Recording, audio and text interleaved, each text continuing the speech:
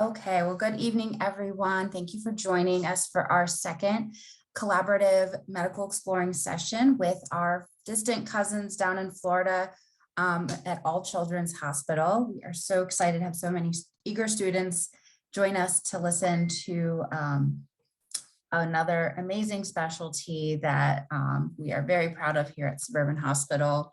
And we have not one, but two surgeons here joining us to share all their expertise in the field of cardiothoracic surgery and trauma surgery. So make sure you have some great questions for our speakers. So before we begin, just a few housekeeping items. Obviously, my students can predict what I'm going to say first. We'd love to see your faces, so please have your cameras on. And make sure during our Q&A, you have some great questions for our speakers. Before I pass it on to our officer who will introduce our two speakers, just a friendly reminder, we do have our final session next week on respiratory therapy.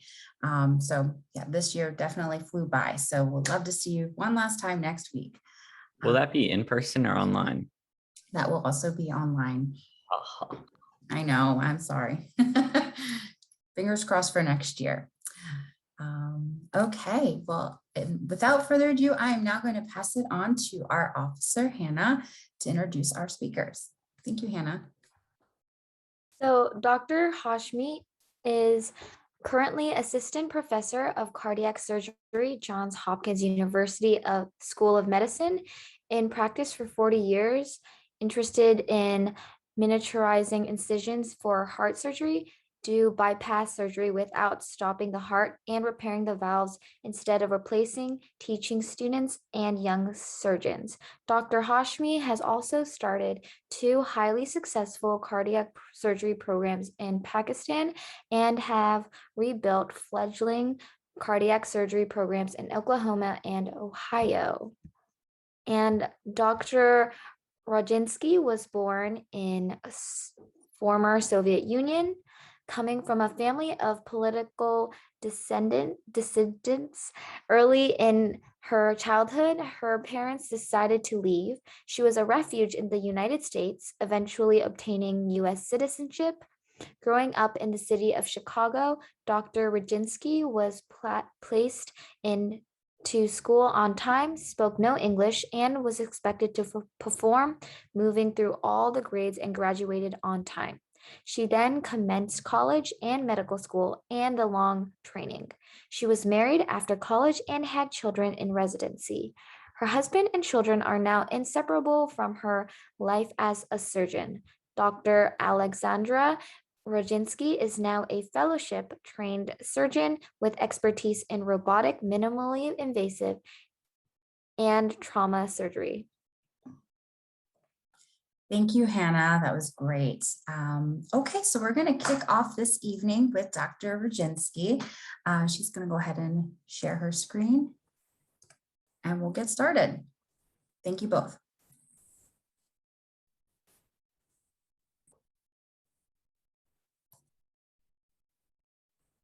Okay.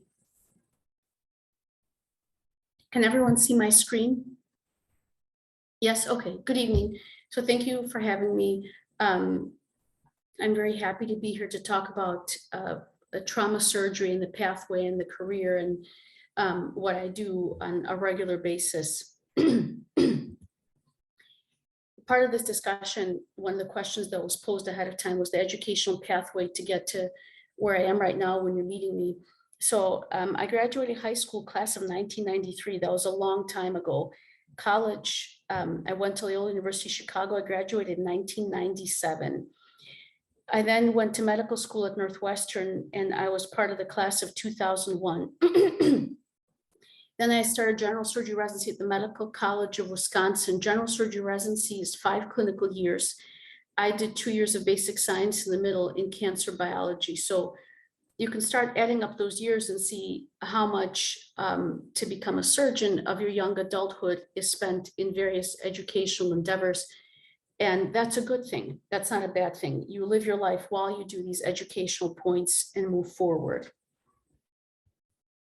I finished my residency in 2008. Then I did my fellowship and University of Illinois, which I completed in 2009. That's 13 years ago now. And I had my first attending job in 2009. So from high school graduation, it looks like you're all probably in the second half of high school, just based on what I saw, until my first real job, I should say my first attending job, that was 15 years. It sounds like a long time to you, but it goes in the flash, and I wouldn't change a thing. I'm not saying it was easy, but I'm saying that when you go through these various phases, it's important to, of course, keep your eyes on the finish line, but also realize that your life is the race as well. It's the process. It's not just the product. So I had, one of the questions was a typical day. I've given you a couple examples on a day when I'm not on call, which means I'm not responsible for new patients most of the time. I just picked Thursday last week. I wake up early. My first meeting was a division meeting at 6:30. My second meeting was grand round. Sometimes it's morbidity and mortality, and that was at 7:30. And my first surgery started at 8:30, and I had 3 cases scheduled. In between, I ran and saw patients. And then after work is my time to exercise. I really enjoy running. It's a passion of mine. Writing, reading, of course, spending time with family. And the days go by very fast. And there's a lot of documentation to do. Dr. Hashmi and I were just talking before everyone else entered the room that we both finished our day and we still both have a bunch of charts to do.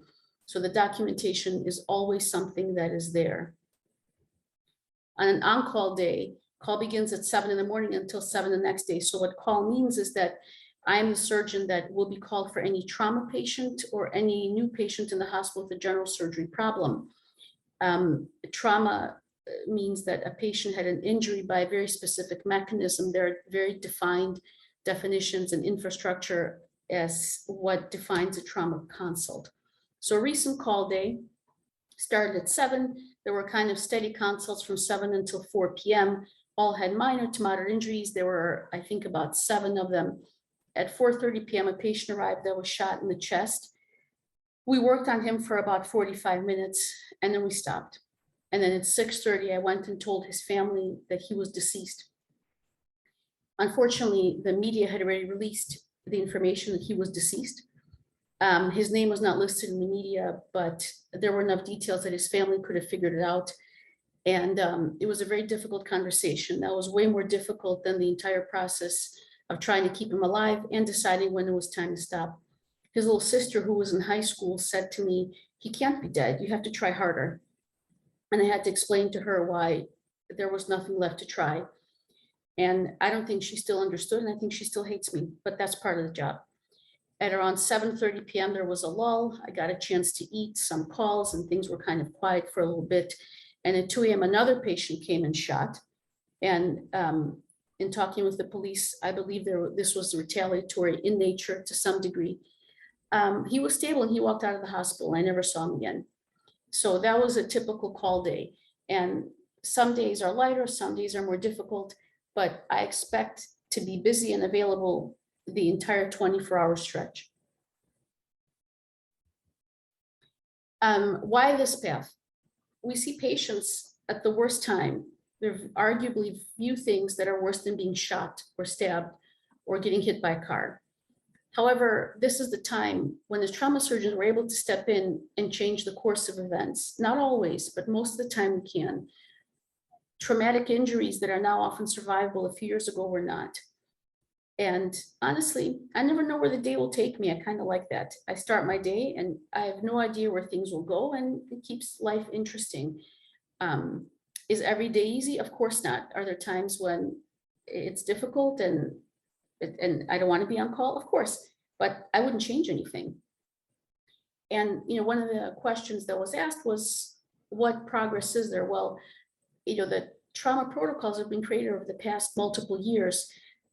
Detailed assessments, systemic approach, massive transfusion, injury assessment, those have all saved countless lives. When you talk about modern medicine, you talk about a lot of patients have chronic disease. They have diabetes, which is a lifetime problem. They have high blood pressure, which is a lifetime problem. The acuity that is treated by those physicians is not the same as what we treat. But trauma is what is curable. And it is a good thing to know that there are some patients that are cured because of what we do.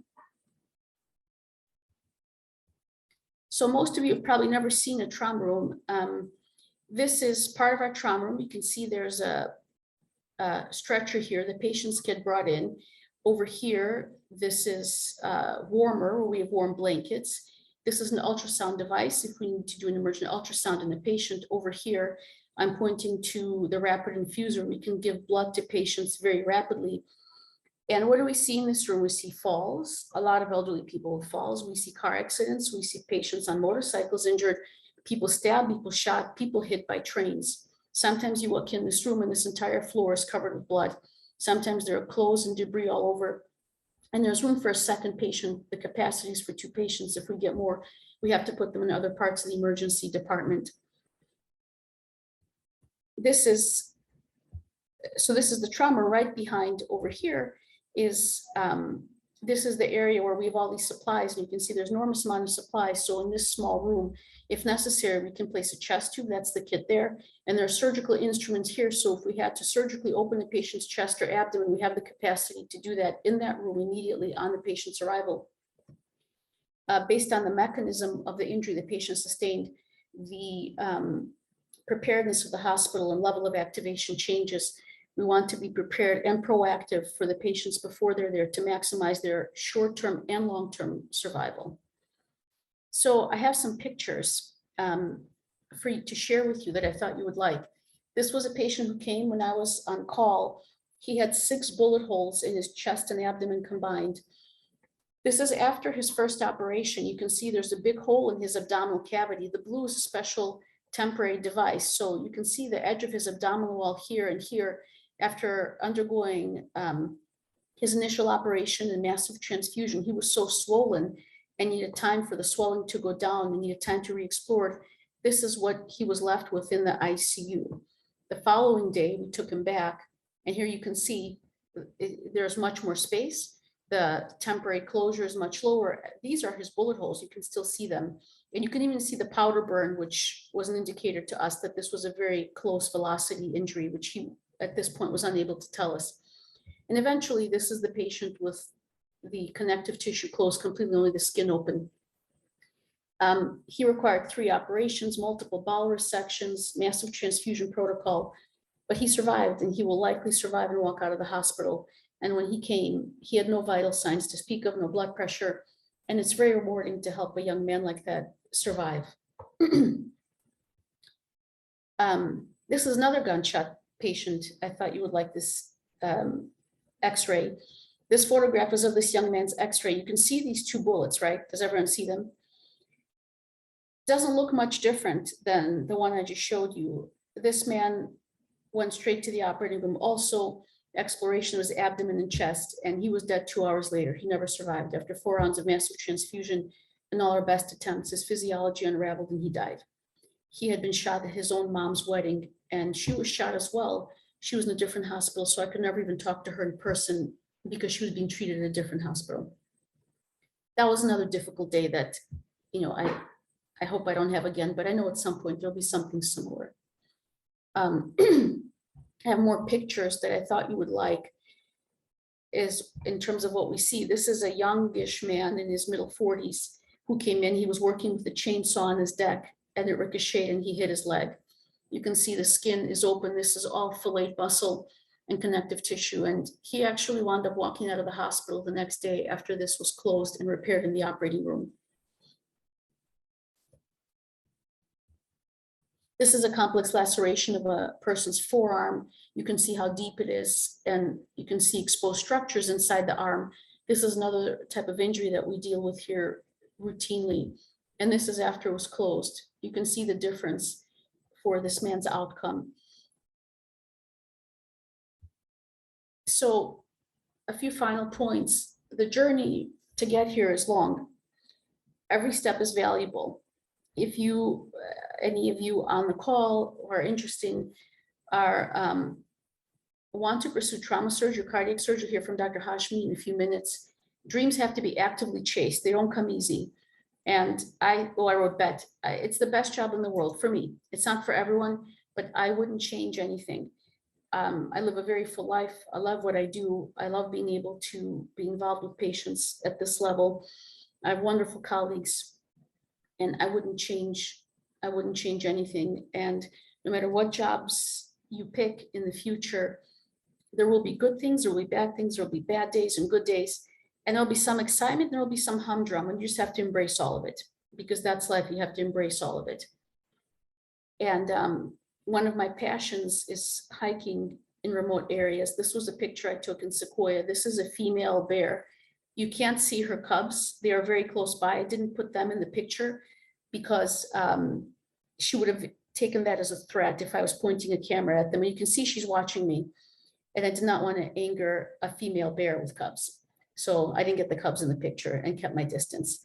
And, I thank you all for coming and for listening. And the pictures are courtesy of Common Patients with my medical director, Dr. Westerban. I believe he's listening now too. Thank you. And if any of you have questions, or I don't know if Dr. Hashmi should speak first, I'm happy to take questions at any time. Or if you want Dr. Hashmi to speak, Sarah, I leave that up to you.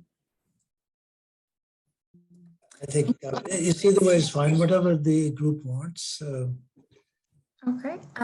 Well, if there are any burning questions now, feel free to put them in the chat, or feel free to unmute yourself and address the group, either one. We'll give it a second. I know there'll be questions at the end.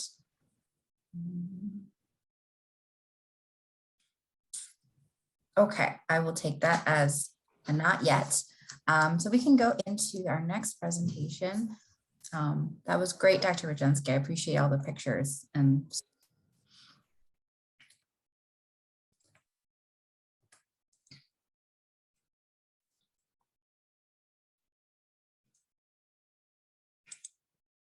Okay, am I on now?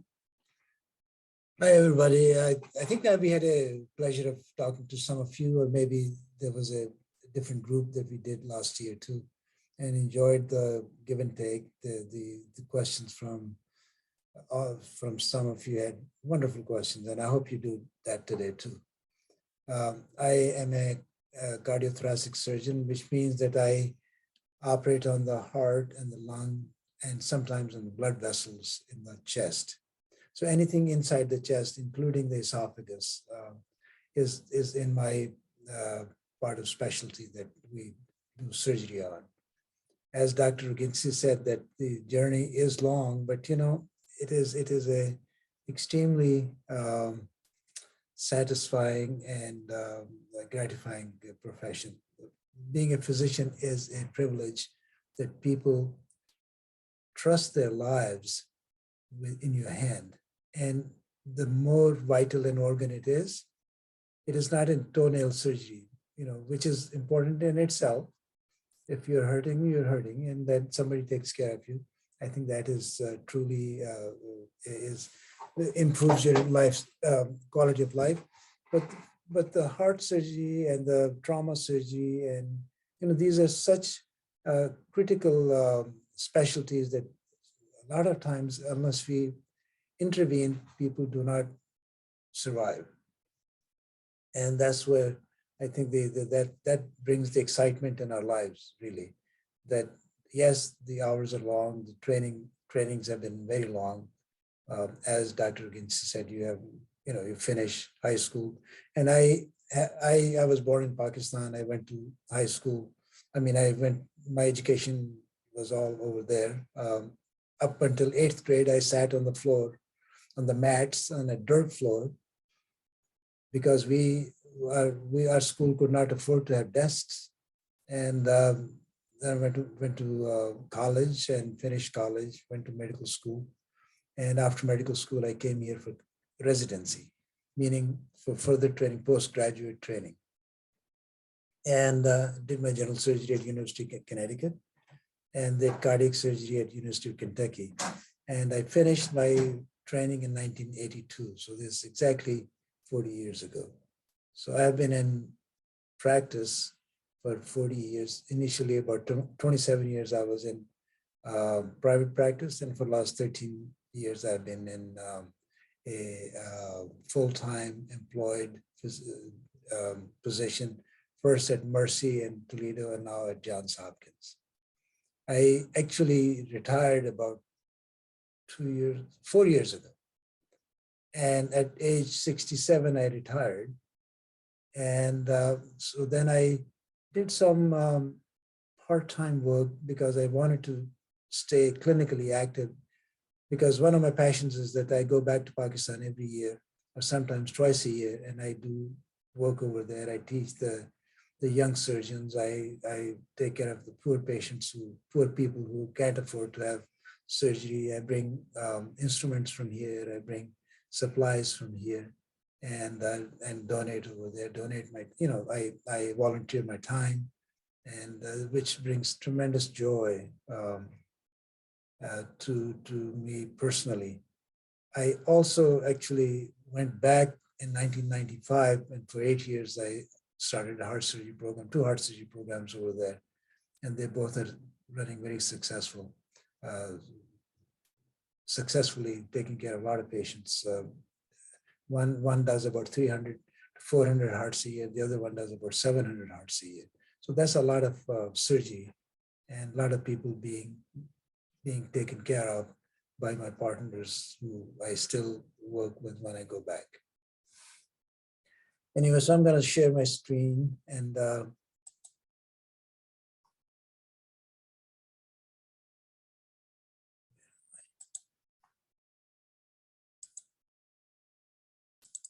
can you see it? Can you see my screen? Yes, we can see it. Okay. So it is the greatest profession in the world other than the trauma surgery, of course. I mean, that goes without saying. And cardiac surgery is pretty intense. It is, you have to be on your toes all the time. But if you want to do other specialties, that's wonderful too. And if you want to be in the, you want to be to take care of the hearts, you can be a cardiologist, and you know how that goes. And sometimes it is a toss-up. I don't know if you can see the slide or the. I think I'm going to have to improve my. I can see the slides, Dr. Hashmi. Okay, no, you don't see the. Okay, all right. Anyway, this is the environment we work in. There are a lot of equipment in there. The anesthesiologist who put the patient to sleep, and they've also put tubes and lines in the patients which monitor their blood pressure. They monitor their the function of the heart. They also put an echo probe into the esophagus, which is a live function of your heart, the muscle function, the contraction, the function of your valves. You can see them in real time, and fix the defects that you see, and then you can confirm the repair or the defect closure or the bypass that you have done is working before the patient leaves the operating room. So when the patient leaves the operating room, it really is a job which is as good as we can do. Sometimes we are not successful, but that's rare. I think the overall mortality for heart surgery is between maybe 1% to 2%. But for majority of the operations we do, which is the heart, which is the coronary bypass surgery, valve replacements, valve repairs, and some of the defects in the heart that we close. So 98, 99% of the people survive, and they go on to do well. There is some complications can happen, and those are usually manageable with diligence and with plan. But sometimes it doesn't go as well. Can you see this all? So we can replace the valve, but sometimes we can change things a little bit more. As Dr. Rajensky said, that our days start early. I usually get up at about 5:15 or so, and come to work about 6:30, between 6:30 and 6:45. We see the patients who are pre-op, meaning some of these patients are being admitted the same day. So we see them in the preoperative department, talk to them about their surgery, answer any questions, address any concerns they may have. If there is any change in the plan, we go over it. And then patients sign what is called the informed consent. And that is a very important document. Dr. Rajensky would, sometimes she cannot get those because the patients are either obtunded or they're in such dire state that they can make decisions. But most of our patients are, 99% of our patients can make decisions on their own. So they like to hear what are the pros and cons of the procedures they're going to have. And the pros and cons are discussed in detail. People are very savvy. They have already done research. A lot of times it is Googled. A lot of times it is a neighbor, a friend, a family member who is in the health care, and so they come prepared. They come with very smart questions, and you have to be really on your good game to be able to talk to them. You can't just have any big technical terms. You have to talk to them in easily understandable language. It's your responsibility that the patients understand what you're saying, and they should acknowledge what you're saying. So there's tremendous advantage to having that communication, that clear-cut role everybody is going to play, that plan which is you always discuss plan A and plan B and plan C. So 90% of the time plan A works. If it doesn't, the plan B is always there, and it is immediately implemented if plan A doesn't go as well. So all these things are preparation, just like you would think that when a pilot is before flight, there's a flight check. There's every part of the airplane is checked for safety. And the same thing happens for surgery. Dr. Rajensky and I, and all surgeons go through their mental checklist. There is then a physical checklist. We have what is called a timeout. So before the operation actually begins, the nurses, the anesthesiologists, the physicians, surgeons, the technicians, everybody stops. And we then say, so anesthesiologist says patient's name, their date of birth, so we have identification of the right person, right identity. Then we go over the procedure we're going to do, the allergies patient may have, so that you avoid giving them those drugs or other allergies to materials. Those are taken into account. Then we look at our equipment and we check the things that we need.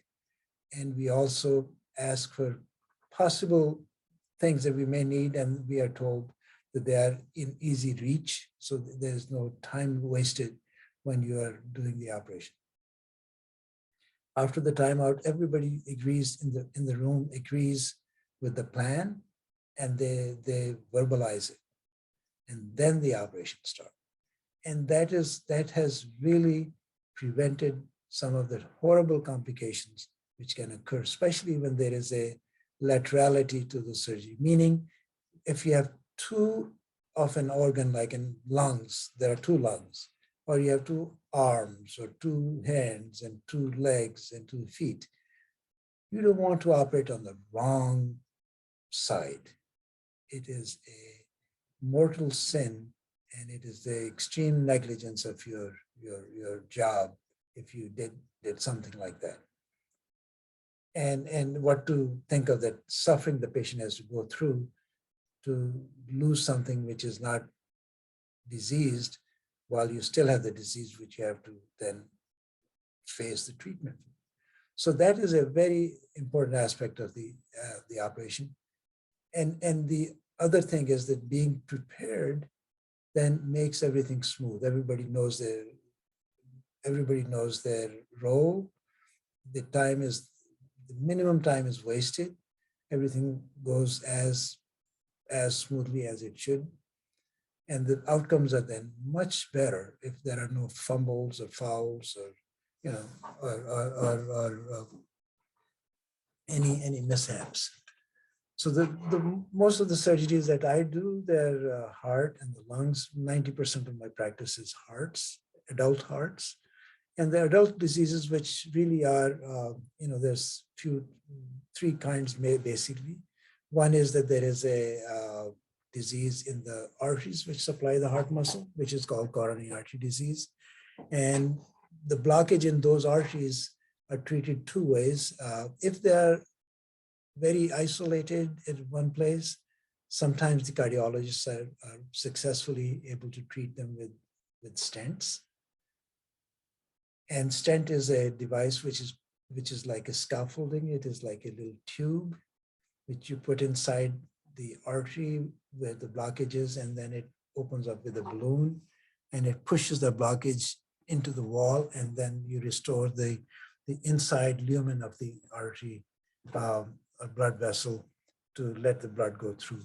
And if you can't do that, then what we do is we bring another conduit or a pipe or a blood vessel, and we attach it to the artery just beyond the blockage on one side. On the other side, either it is still attached to its original site of origin, which is another artery, or we can attach it to the aorta, which is the main artery which supplies the entire body. It is the main water main, so to speak, of the body. Even the arteries which supply the heart muscle come out of that artery, which are the coronary arteries. And so this bypass surgery can be done two ways. Either we can stop the heart and then attach those arteries, or we don't have to stop the heart and we can do that with a beating heart. And I'm going to show you a picture of it. You can bear with me.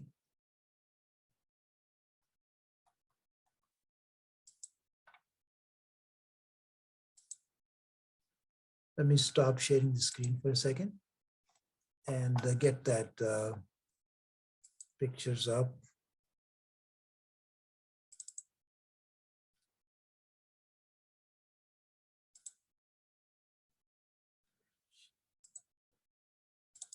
Can you see this, everybody? Yes. Okay, so this is a one way of doing bypass surgery. If you can see that this is the patient's head over there, and this is the feet on this side. This is the left chest. And instead of opening from here to here, which is normally we do for most bypass surgeries, sometimes we are able to do it through a smaller incision, this is about 6 or 7 centimeters long. We go between the ribs. There is an artery here behind the chest that we can mobilize, and then we can attach it to the artery, most important artery on your heart, which is the left anterior descending. This is called a MidCAP, minimally invasive direct coronary artery bypass surgery. This shaft is actually put through an incident. And if you can see, this is the other end of it. And we can attach a foot plate or like an octopus leg, which has a little suction, and it sucks up the tissues so that they stabilize, they don't move. So that way we don't have to stop the heart. We can just stop movement in the area where we're going to work, and we can then bypass that artery. We open the artery and attach those two arteries or veins together. I'm going to get another picture. I'm sorry, I tried to put them on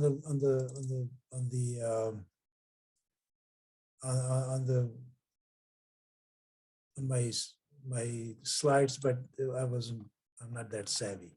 Some of them I could, some of them I couldn't. So I thought I'll just show you these. So can you see? So let me share my screen with you.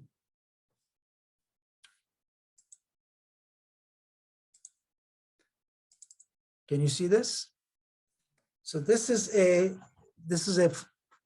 called off-pump coronary bypass surgery. What we have done is we have stabilized this area. The heart is still beating. There is a block, there's an artery over here, which has already been attached to one of the arteries. And here we have opened up this artery, and we are going to attach another artery to this artery. And this is called off-pump coronary bypass surgery, where the heart is not stopped. We don't have to employ the heart-lung machine, which avoids some of the complications which can occur because of the heart-lung machine. I'm going to stop sharing and go back to another picture. So pardon my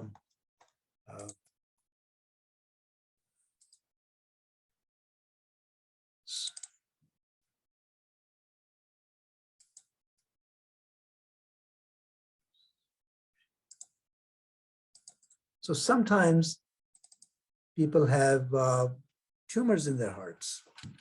So this is a tumor which is about 4.5, 5 centimeters large. We just did that this Friday. This is a remnant of the septum or the wall between the two upper chambers. And this tumor is called a myxoma. And myxomas develop over a period of time. They take very long time to develop. And this was obstructing the entire left upper chamber of her heart. And she was very short of breath because there was no place for the blood to come from the lungs and then be distributed into her body. And this was actually obstructing the valve, which is called the mitral valve. And so we took that out, and we then reconstructed the inside of her heart with a piece of pericardium. And pericardium is the sac around the heart. So it is a God-given material that we can use inside the heart. We use that for a lot of things. We can repair the holes in the heart with those. We can use that to repair part of the outside the heart sometimes. So I'm going to stop sharing and show you one more or two more pictures.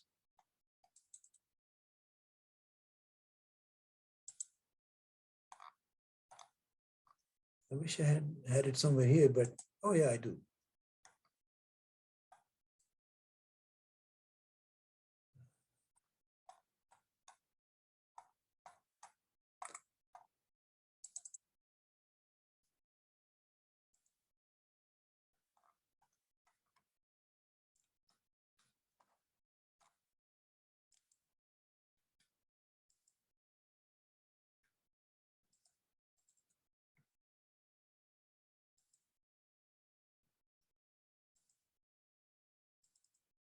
Can you see this? So this is a mitral valve. This is a view through a small scope. What we did was this gentleman he came in with heart failure. He was so sick that he had to have a breathing tube put into his trachea because he could not breathe. He could not be oxygenated. This valve was totally incompetent, meaning it would not hold the blood back into the lower chambers. And his heart was very weak. So we treated him with medication to get him in the best possible shape. And then we repaired his valve through a small incision on the side of the chest, just like you saw in the first picture. And so this is a minimally invasive mitral valve repair. As this is a ring that we put around after we repair it, we put it around so that it doesn't dilate anymore. It stays in that shape.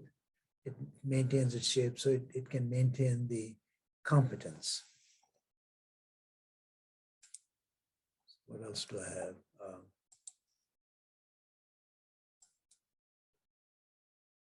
I will stop sharing and so these are some of the cool things we do. I have one more, let me show you one more thing. This is a picture of a person who came in with chest pain. And she was at a grocery store. She had a chest pain, and then she passed out and she fell and they revived her. When they revived her, they brought her in immediately to the hospital. And when they are like that, one of the things that we do is we do a CT scan. And a CT scan is, so CT scan shows a very large, this is the aorta, this is her heart, this is a 3D reconstruction of the CT scans. And this is a vein, which is called the innominate vein. And so the heart, this is the pulmonary artery, which goes into the lungs. But this is, look at this, this is an aneurysm of the aorta with a tear in it, if you can see this. It is called aortic dissection. And when it happens, it gives a tremendous tearing pain in your chest, and people usually collapse with it. And that collapse means that this can rupture and then also compress the heart. So she came in, and we immediately, as soon as we diagnosed, we took her to the operating room. And we did a repair of this aneurysm, and with this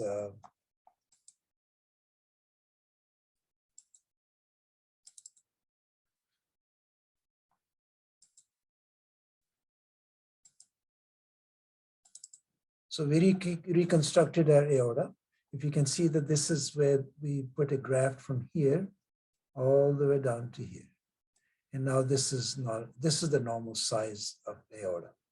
So now that she has she did very well. She went home, and we have seen her since then, and she's back to her normal activities and normal life. So things that we can do to do some electively, some emergently, and either way, we hope to make people's, I don't say that we save lives, we certainly do our best to do that, and God saves lives, and we are just a vehicle. But we feel privileged that He has given us this ability to help people when they are in their worst possible moment, meaning their life and death situation, or the quality of life is at on the line. And so, as I said, other than Dr. Rajensky's trauma surgery, heart surgery is the best. All right, so we are open to questions. Exactly right. Thank you so much, Dr. Hashmi. That was really interesting. I love all the pictures as well. Thanks for sharing with us. So what questions do we have for our speakers? I know there was a few in my chat. We can go ahead and do those first. Let's see. First question is, over your career as a cardiac surgeon, how many adult and pediatric surgeries have you done? There's a few more after that. Okay. I probably have done, majority of my practice has been adult. Mm-hmm. But when I was in Pakistan, I did a lot of pediatric too. And those, I would say about a few hundred pediatric, meaning the holes in the hearts and switching the arteries, which came out of the wrong chambers, and you reattach them to the right chambers and stuff. And so I probably would say anywhere between 9,000 to 10,000 adult surgeries. Wow. Okay. And then there's a part. We're curious as to how many off the pump, on the pump, and or vessel bypass, if you know offhand. So for the last 24 years, I've been doing them off pump. Even if you say that I do about 150 a year coronaries, that comes to almost 3,000. Okay. Off pump surgeries. Wow. And most of these people they need multiple bypasses, and 3 to 4, and that's our average probably is about 3.5 bypasses per patient. So 3.5 per patient would be like almost 9,000, 10,000 grafts off pump. And before that, I used to do on pump. So for 16 years before that, I did on pump, and those were. And I was, there were days, there were years that I would do about 400 450 heart surgeries a year. And but now I'm almost retired, so I do about 100 to 250. That's incredible. Okay, next question is, what is your most complicated cardiac surgery performed or no in the cardiothoracic surgery community? I think the dissections probably are the most complex surgeries because they're the tear in the artery in the aorta usually starts at the beginning of the aorta and then goes all the way around into the entire system, and it could knock off some of the very important arteries in you. You could have a stroke because the dissection of the flap goes into the arteries which supply the neck and the brain, or it could be abdominal viscera. And you could the kidney arteries sometimes get affected by it. Sometimes the legs arteries, one artery into one of the legs can get blocked, and you develop a what is called ischemia or lack of blood supply. So I would say that the most complex are dissections because of their unpredictability of the extent of the damage. And even if you repair them, you still have to follow them for the rest of their lives because they can still develop the same disease again in other parts. I did a young woman. She has a Marfan's syndrome, which means that she has a connective tissue disorder where her aorta was very large, her valves were all leaky. So when she was 20 years old, I replaced her ascending aorta and aortic valve and repaired her mitral valve. This I did in Pakistan. So I was back to US and I got a call from her about 10 years later. She was 30 years old. In between, she had gotten married. She had 2 children. She called me that she had a dissection of her descending thoracic aorta, meaning the aorta in the chest and going into the abdomen. And nobody will touch her in the United States. So I talked to my hospital and they said yes. So she flew in and we replaced her aorta in the chest and in the upper abdomen. So she went back, and about 5 years later, she developed an aneurysm in the artery in between the 2 grafts. And the aneurysms meaning the dilated arteries in her neck supplying her brain, and the arch, which is where these arteries come out of. So she came back and she flew back. So we replaced that part plus the aneurysms in her neck. And actually, she called me today. She now lives in California. She's about 42 years old, and she's a teacher. And every year she gets a CT scan, and her arteries are all normal, and she's doing well. Actually, as a matter of fact, she called me today. So you have to stay in touch with these patients. They stay in touch with you because they know that they have a very serious problem and that it has to be monitored. I would say this is probably the most complex. But there are other complex is what is called a post-infarction ventricular septal defect, where you have a massive heart attack, and the septum, which is the wall between the 2 lower chambers, that becomes that dies and becomes necrotic, and it tears, and there's a hole in it, which blood goes on both sides, and those people develop heart failure in a very precipitous way. And those are the things which which need to be immediately addressed. And we actually did a gentleman about 3 months ago who was brought in from another hospital, and we reconstructed his septum, and now he's back to normal. He's back to working as a car salesman. And so those are things which are complex, but very gratifying when the results are good. Wow, thank you. She's certainly lucky to know you, that one patient. Okay, next question is for Dr. Hashmi. Is there anything people should avoid eating before or after surgery?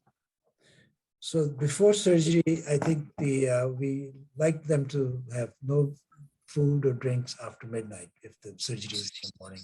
Usually about 8 hours before any operation, we like to have empty stomach. And if you, the day before, if you want to, if they should eat light, I think, any very heavy meal is not very good. Understood. Makes sense. Thank you. Next question is for both.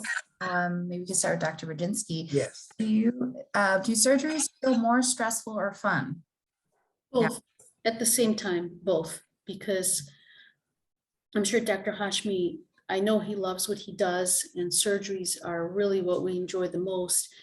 But in the back of our mind, we always know that conditions change fast and there are surprises and there's no warning. So it is simultaneously stressful and fun. Yeah, I echo Dr. Rajensky's sentiment. I think it is. It is fun because it really is, it's an adrenaline rush in the beginning. As you get older, it gets less and less, and it becomes more of a planned execution of your plan of surgery. But there still is always an excitement. There's always something which is, every patient is different, regardless of it, maybe it's the same disease, but the manifestations are different. Sometimes the extent of the disease is different. So every patient's surgery is planned individually for that patient to fit that patient's need. So there is that thinking part which is exciting. That it's not a cookie cutter or cookbook surgery. Every surgery has to be planned. So the planning is actually very enjoyable. And then if things go as planned, that is another part of satisfaction and enjoyment. I think the fact that and then when you see them get better, and the best part is when we see them in the office when they come back and they've been home and they've been walking and they're back with their families, they're enjoying their loved ones, and they begin to gradually get back into the stream of life.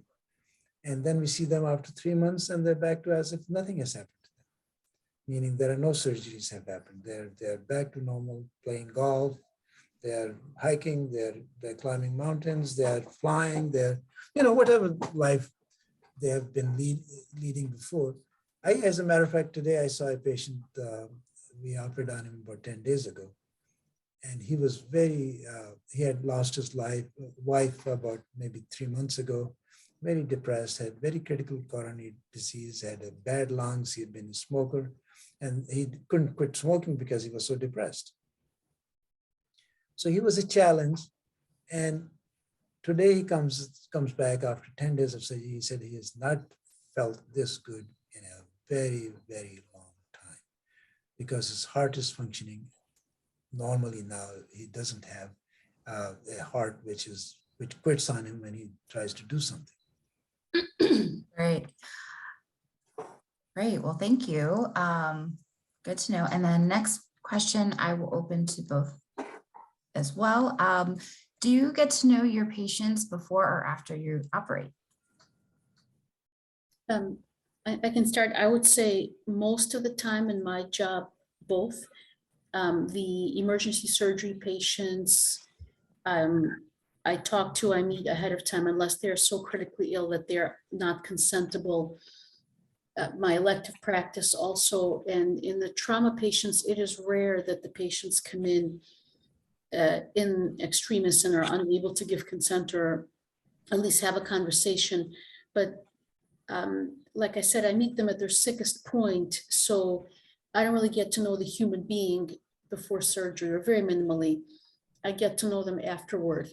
And I often get to know more of their life stories and their history, because when I meet them in the emergency setting, whether it's a trauma or emergency general surgery, they are so focused on their illness and just want to feel better that it's not really a time for conversation.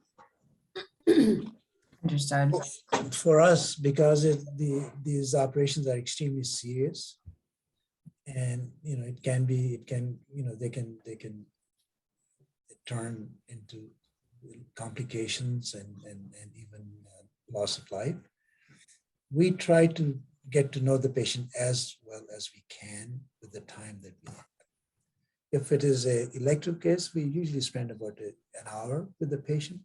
We take their history with their medical history, we take their social history, we find out what the medications they take, we find out what operations they had, we find out about their family history of any diseases they may have. And then, as you're talking to them, they relax a bit, and then they can open up even more sometimes about their lives, their children, their families. And we are human beings. We have to treat each other as fellow human beings. And so we are not robots, and they are not objects. And so we like to know them as well as we can. That makes a big difference in the care, because if they're comfortable with you and you know about their medical histories, their social histories, their backgrounds, their where they grew up sometimes. I mean, sometimes we discuss sports. We may be the fans of the same sports team. Sometimes we may not be, and so we josh each other. We may have, we may root for different people. But that's the human aspect of this profession that is extremely enjoyable, and so we get to know them as much as we can, and then as time goes on, we get to know them even more and more and more.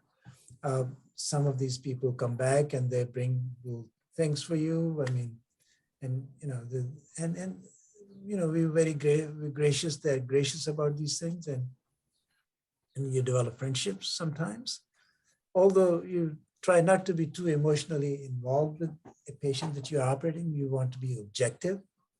So there is a line that you don't want to cross, that you have to be objective at the same time, be empathetic. Perfect. Thank you.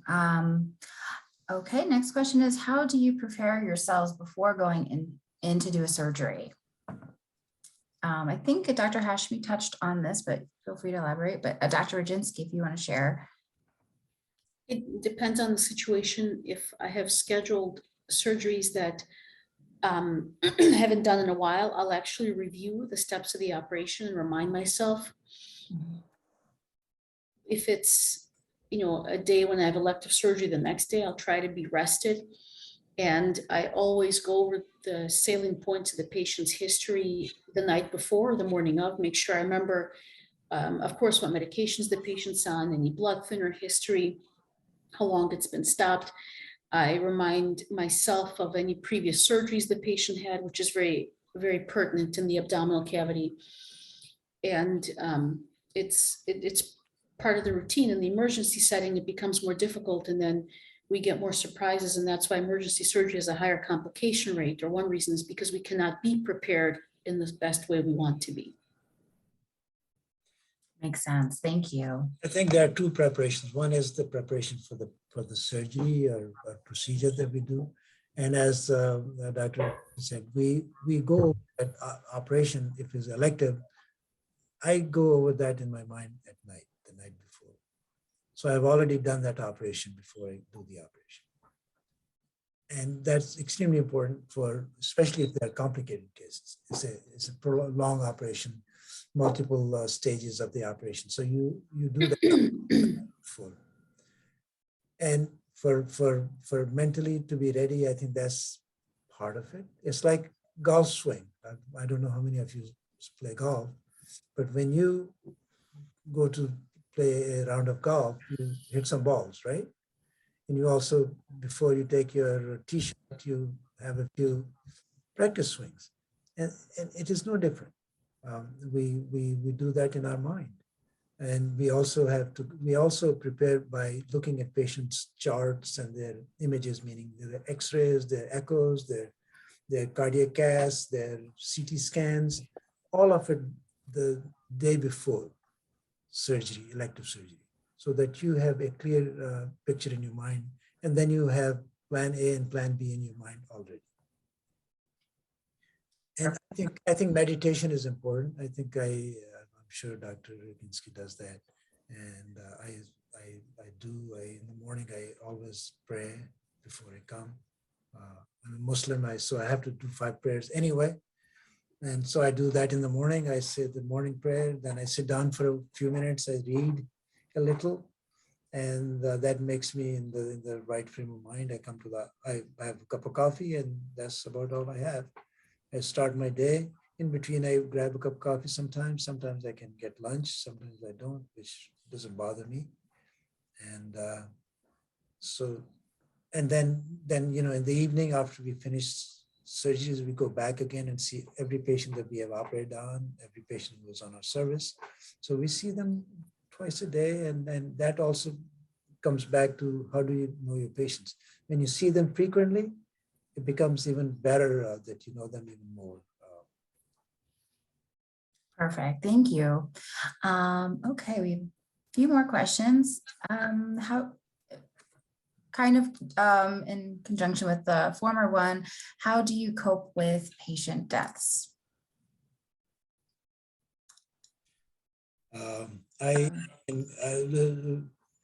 Alex, you want to go or you want me to go? Sure. In various ways, it depends on the circumstances, but it's important for all of us to remember all the time that death is really a part of life. And I know I'm stating the obvious when I say it comes to all of us. And it's important to know that we do everything possible to maintain the patient's lives, but sometimes it's not possible. And it's something you accept when you go into this job, the understanding that not everyone will survive. And I'm not saying it's easy, but I'm saying it's something in this job that we have all accepted. And it's something we live with. And occasionally we'll remember patients. I'll remember patients from before. And it's just an understanding that this is really a part of life.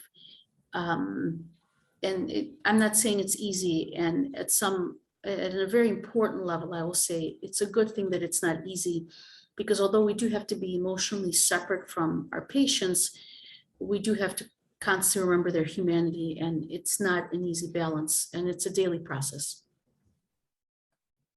Beautiful, thank you for sharing. Very well said. I think I can only say that if it does happen, a part of you dies with it. A part of me dies with it. There's no other way to say it. You try to be objective. You know that there are battles that you can win and there are battles you cannot. But there are some unexpected things can happen too. And those are even worse, I think. Those are even worse to take. But you know that you did your best. I think that's part that you absolutely have to be sure that you did your best. Because if you did your best, at least you have this satisfaction that you gave your all. And it didn't turn out, you can still keep your head high because you will do the best for the next patient and the next patient and the next patient, because it is not easy to lose a patient, but at the same time, we have to go on and take care of the other people who are dependent on us. Okay. We have to give them 100% as well. That's exactly right. Thank you. And great question. All right, switching gears a little to more logistical flow. This question is for Dr. Rajensky. With patients requiring several surgeries, does one surgeon serve as the primary surgeon for the patient, or does it depend on who's working that day? It depends if somehow your trauma surgeon is structured. At our trauma surgeon, most of the time, if a patient requires multiple operations, the same surgeon will be the lead surgeon. If it's someone that I think is complicated, that will be in the hospital for a very long period of time recovering, I'll sometimes ask one of my colleagues to join me in the operating room so that they have personally witnessed what happened. And therefore, if I'm off for a day or if I'm away, they know the patient very thoroughly. But most of the time in our system, the lead surgeon does not change for the course of the patient's hospitalization. Good to know. Thank you. Great question. All right. Our next question is, again, in trauma surgery, when a new situation comes into your surgical room, how do you know what to do so quickly? Is it just a matter of applying your previous experiences?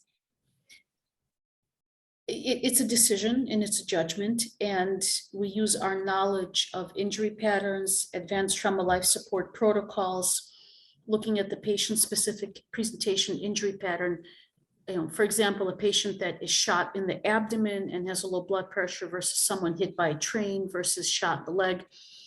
We have to use our knowledge of where the specific injury pattern is. In a patient who is stable, we sometimes are fortunate enough to obtain imaging such as a CT scan. That takes a little more time. A plain chest x-ray we could have done in seconds, or an x-ray of the pelvis.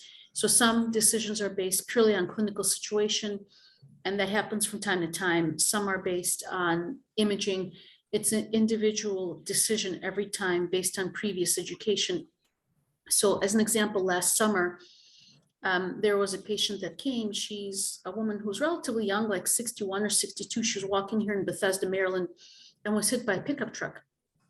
And initially she walked at the scene, which is misleading. People think, oh, the patient's walking at the scene, he or she is stable, which is not necessarily the case. She arrived and she had unobtainable blood pressure, heart rate was 160, and she kept saying, my abdomen is hurting, I'm dying. Those are very important words when the patient says, I'm dying. And in front of my eyes, her abdomen was getting bigger. So I did not bother to take her for a CT scan, took her straight to the operating room. In the end, we wound up taking out her left kidney, spleen, and part of her pancreas because it was all pulverized. So it was decision made based on information that was present, but sometimes new information becomes available later and we have to deal with those consequences. Thank you. That's good to know. And great question. Let's see. Our next question. Let's see. Okay, and this is a question for both.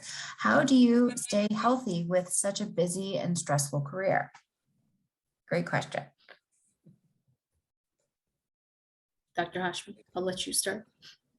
Well, I think the one reason to stay, one aspect of staying healthy is actually positive thinking. I think you have to have a positive thinking, meaning you have to love what you do.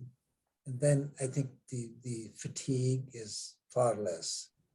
I think your frustrations are fewer.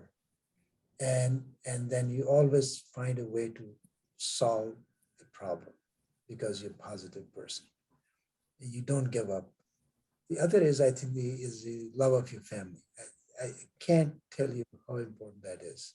I have a wife I've been married 43 years. And I cannot tell you how valuable my wife is, that she does not complain to me that, oh, why aren't you here? And why are you over there? Why are you in the hospital? Why aren't you home? Why do I have to do this? You could have done that. Never. So part of the success and part of the staying healthy is a healthy relationship. I think a healthy relationship with your partner, with your spouse is extremely, and then again, she cooks healthy meals. So we eat healthy. We don't splurge. I don't drink, I don't smoke. So that is another aspect. And most of us, almost 99% of the physicians are like that. They don't smoke, they don't drink, they eat healthy. And yes, people have diabetes, yes, people have hypertension, but and some of those things we inherit from our parents, but hopefully we do everything ourselves to mitigate that, to reduce that risk as much as we can. And one of my principles is I don't eat unless I'm hungry. So I only eat if I'm hungry. If I'm not hungry, I don't eat. And so sometimes I don't eat for 24 hours. If I've eaten a big meal the night before, I won't go anything.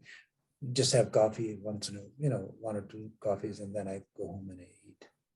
So but that's not a healthy thing to do. I wouldn't tell you to do it. It's just that I've gotten used to it. But I think positive thinking, having love of somebody. It doesn't have to be a spouse even. It could be an animal. Something that you love, that is part of your life, that you look forward to seeing when you go home, when you finish your work. That is, you want to go home and you want to, and I think the unwinding at home just with with your loved ones, your children, your family, is a wonderful therapy. I have 4 children.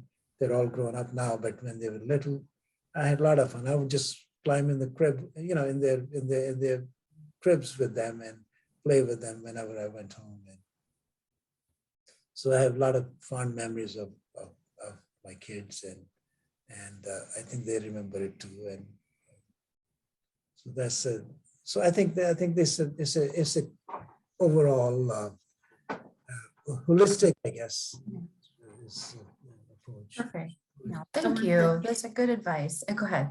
I want to echo what, Dr. Hashmi said, that really having a positive attitude, happiness is really a choice we make to be happy with our lives. Surround yourself with people that are supportive and kind, and make good lifestyle choices. Doesn't mean you never splurge. I personally, enjoy hiking, which it takes, obviously that's when I have extended times off from work, and I enjoy a lot of running. I'm a long distance runner. I just did a half marathon a week ago. And I think just taking your time and doing something else outside the hospital gives you a lot of refreshment and perspective. That's so important. Yeah, exactly. Have your other interests as well. Thank you both for sharing.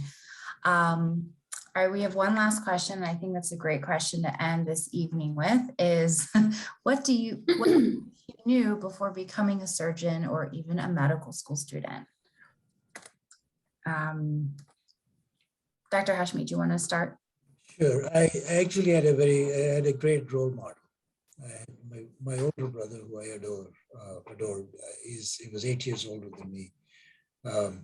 He went to medical school. He was one of the kindest and the most wonderful guy that I ever knew. He was a pulmonologist. He was extremely smart. He was doctor's doctor. And when he finished medical school, I decided that I want to do that too. So the role model is important to have role models. And then I was very fortunate that when I finished medical school, I happened to start the residency where the city he was practicing. He was the chief of pulmonology at Sinai, and I started my residency in University of Connecticut. So for 20 years that he was alive, I followed, I believe it was very close. And so that was part of it. And then I think as you get into it, I think the fact that you're helping people, I think that takes hold of you. It becomes that hormone, happy hormone. I think you get the dopamine going in your brain when you know that you're doing something positive, and that becomes very I wouldn't say addicting, but it is a positive reinforcement that you keep getting from what you do. Perfect. Thank you. Dr. Rajensky, what is one thing you wish you knew before becoming a surgeon / medical student, or both? I would say, there are a lot of things that you learn over experience. One thing I wish I knew is that allow yourself to go forward in life with these phases without fear. Don't doubt yourself. Everyone around you has episodes of time when they may doubt themselves. And bravery is not the absence of fear. Bravery is not letting your fear stop you. So don't let your fear stop you from doing what you want to do. That's beautiful. So I'm going to add something, just a personal experience. My youngest daughter she's 33 years old now. She finished college about 11 years ago. She did American Studies and French. That was her field of study. And she wanted to change the world. And so she immediately after school, she started working for League of Women Voters. And she could speak French, and she also spent a year in Morocco as a study abroad, so she could speak Arabic. So she flew to, there was a time of Arab Spring, so she went to Morocco, she went to Tunisia, she went to other places with this, she was supposed to travel with Clinton and, then the secretaries and all that. Anyway, so she said, after a while, she said, nothing really gets done. It's a lot of meetings. I mean, she's more goal-oriented, result-oriented. So she came home and she moped around for a while. She started to volunteer at a organic farm, tending chickens, and after paying $55,000 a year to 4 years, she's tending chickens and goats and and the beehives. She did that for a few months, and then she said, I think I'm going to be a nutritionist. Well, we said, fine, great. You go to school for nutrition. No, I don't want to be a nutritionist. After about a year, she said, I think I want to be a doctor. We had never told her to be a doctor. She had no background to be a doctor. So she went back to Columbia to do post-bac pre-med. It was hard for her. She had no science background. It was, the chemistry and the physics, and there were, for 6 months she was miserable. But she said, I want to do this because I want to change one life at a time, which is being a doctor. That you can change one life at a time rather than, mass, conversion or whatever. So she is graduating medical school this Friday. Wow, congrats to her. Not only that, but she is, because she's so mature, she had, during medical school, she ran food pantries. She coached the inner city Detroit kids. Every week she would go to Detroit and teach the inner city kids. She was a scoutmaster, and she was also in Michigan Human Rights Commission. And now she's being honored by the US Public Health Service on Thursday, and then Friday she gets a degree. And I get to give her a degree. Wow, you must be very proud. And I'm proud of all she has been through and all she has done. So it's the passion. If you have the passion to do this, then there's nothing stopping you, regardless of how long it takes and whatever else you want to do. Well, thank you so much, Dr. Hashmi and Dr. Rajensky, for your time, your energy, your amazing pictures, your stories, your wisdom. Thank you so much. We really appreciate it. I know I speak for everybody in this room. I think the questions have been fantastic. Yes. It's so nice, so thoughtfully put, and we really have enjoyed talking to you guys. And good luck, all of you, with whatever you choose to do. Yes. Yep. Exactly right. And if you have any other questions, feel free to reach out to me or Angie, who's on the line as well with All Children's. With that said, I'm sure you've all had a long day, need to get back to your loved ones to digest and decompress. So I will end this evening. But again, thank you so much. And thanks everyone for joining us and for learning two other fields.